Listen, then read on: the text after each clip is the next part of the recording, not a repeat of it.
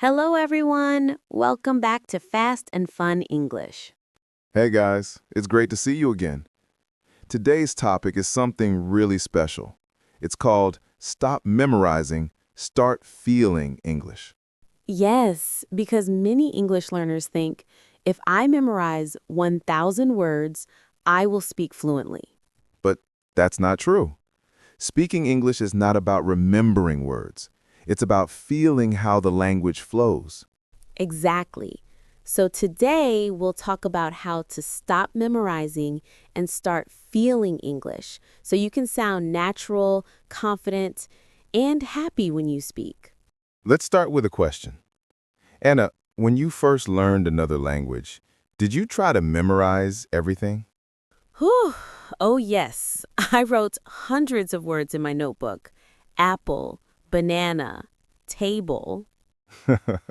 Classic. And did it work? Nope. I forgot most of them after 2 days. That's the problem.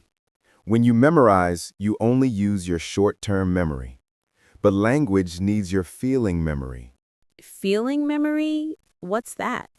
It's when you remember a word because of how it feels in a real moment. For example, when you hear, "Wow, that's amazing," and someone smiles, you feel it. You don't translate it. Oh, I like that. So, you're saying the body remembers language, not just the brain. Exactly. You learn through emotion, not repetition. Let's give an example. If you memorize, I'm hungry, maybe you forget it next week. But if you feel hungry and say, I'm hungry, your body remembers. Right. So, here's your first practice moment.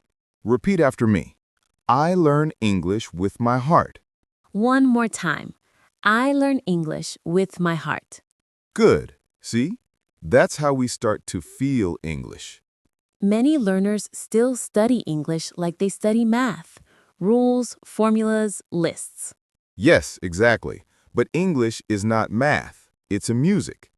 Music? Yes. Every language has rhythm, melody, and emotion. English has a special rhythm. It's stress-based. You mean some words are strong and others are soft? Exactly. Like, I don't know. The important words are louder. That's interesting. When you feel English, you start to dance with it. So the problem is, people memorize grammar but never learn the rhythm. Right. You can know 10,000 words, but if you speak like a robot, people won't feel your message. Let's show the difference. Hello, my name is Anna. Hey, my name's Anna. Big difference. Yes, same words, different feeling. So, what's the secret? Practice the music of English, not just the meaning. Repeat after me. English is music. Again, English is music. Leo, when I started listening to English songs, something changed. I started to feel phrases, not translate them. Exactly. Songs and real conversations teach your ear, not your brain. When I hear what's up, I don't think, I just understand the vibe. That's the goal. You want to train your ear muscle. Ear muscle? Yes, it's not real muscle, of course, but your listening skill grows like one. Oh, I see. So, how do we train it? Easy. Listen, repeat, and copy real speech, not textbooks. Like when watching movies? Exactly. Watch movies or YouTube clips and imitate. So instead of memorizing new words, I copy how people talk. Right. The tone, the rhythm, the energy. Repeat after me. I copy, not memorize. One more time. I copy, not memorize. Perfect. Here's something many learners forget. Context. Oh, yes, that's important. Words have meaning inside a situation. If you take them out, they die. Like fish out of water. Exactly. For example, the word fine. Alone, it means nothing. But in context, how are you? I'm fine. Okay. Are you angry? I'm fine.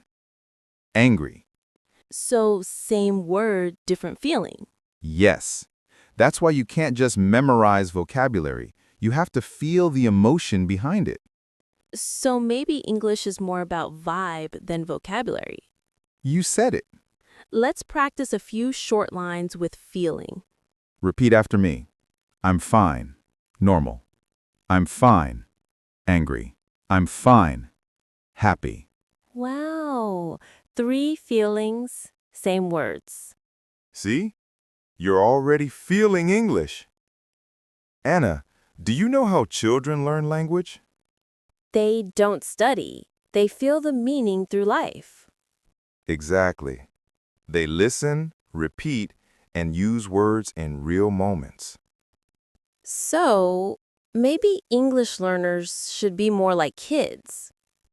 Yes, play, not study. I love that. Repeat after me. I play with English.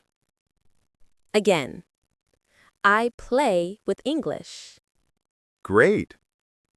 So, instead of sitting with the grammar book, maybe learners should talk to people, watch shows, or even talk to themselves. Yes, talk to your mirror, your cat, your coffee, anyone. Talk to your coffee. That's funny. But it works. You train your mouth, not your memory. Leo, I think emotion is the real key. I agree. If you feel nothing, you remember nothing. That's so true.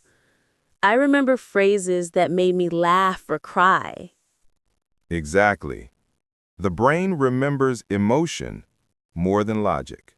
So if you want to remember English, connect it to something real.